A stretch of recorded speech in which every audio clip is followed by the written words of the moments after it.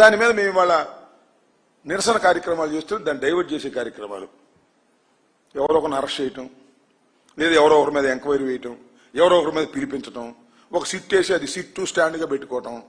ఇవాళ కె నాగేశ్వరరావు జగన్మోహన్ రెడ్డి గారి political assistant, ఆయన నోటీస్ ఇచ్చారు, సిట్ పిలిచారు.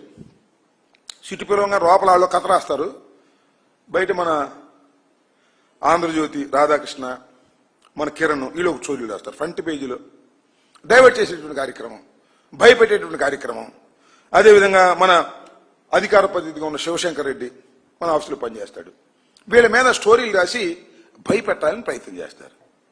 పిచ్చోళ్ళారా, ఈ ఆంధ్రజ్యోతి, ఈనాడు, సిట్టు, స్టాండులు రాసే కార్యక్రమాలకి భయపడటానికి వైఎస్ఆర్ కాంగ్రెస్ పార్టీ సిద్ధంగా లేదు. వైఎస్ఆర్ కాంగ్రెస్ పార్టీ కార్యకర్తలు కూడా సిద్ధంగా లేరనే విషయాన్ని మీరు తెలుసుకోవాలి.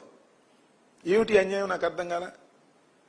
పెద్ద కేఎన్ఆర్ మీద పెద్ద స్టోరీలు రాస్తారు, ఆయన అంత ఉంది ఇంత ఉంది అని. అసలు నీకెంత ఉంది? ఏమయ్యా చంద్రబాబు నాయుడు గారు, మీ నాన్నకి ఎంత ఉంది? ఖర్జూర్ నాయుడు గారికి 2 ఎకరాలతో ప్రారంభమైన నీ జీవితం ఇవాళ 1000 కోట్ల ఎక్కడి నుంచి వచ్చాయి?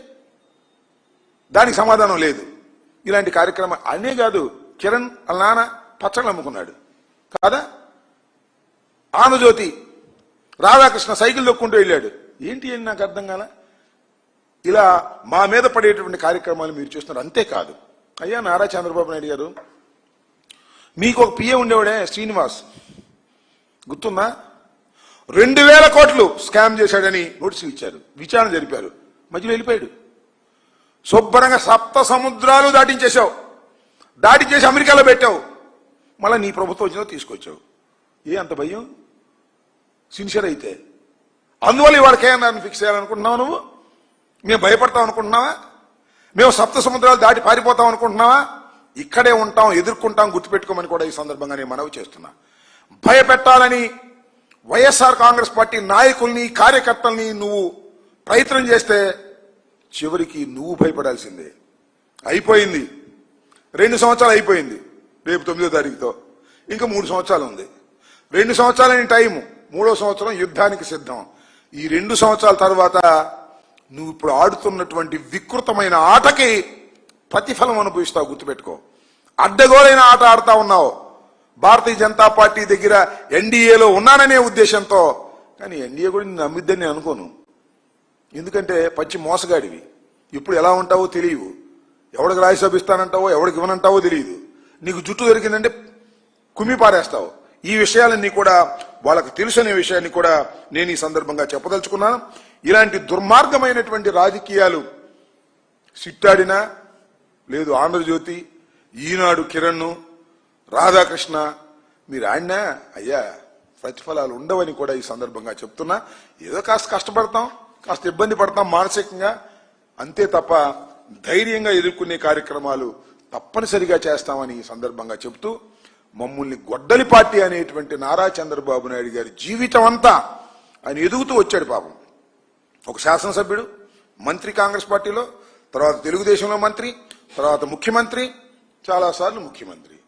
ప్రతి ఎదుగుదలలోనూ నువ్వు ఒకరిని రాజకీయంగా, నైతికంగా చంపుతూ వచ్చావు, గుర్తుపెట్టుకో. చంపుతూ వచ్చావు నువ్వు.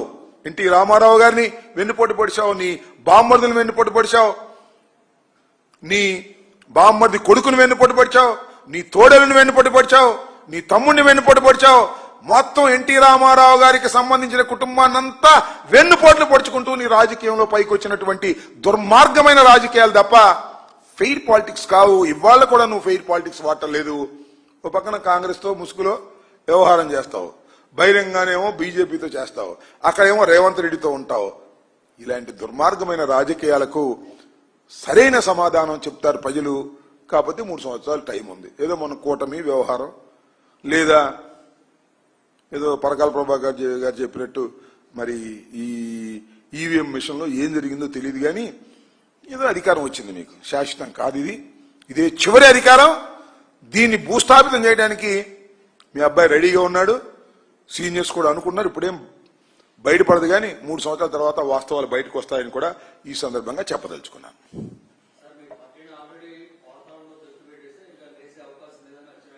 ఏంటండి?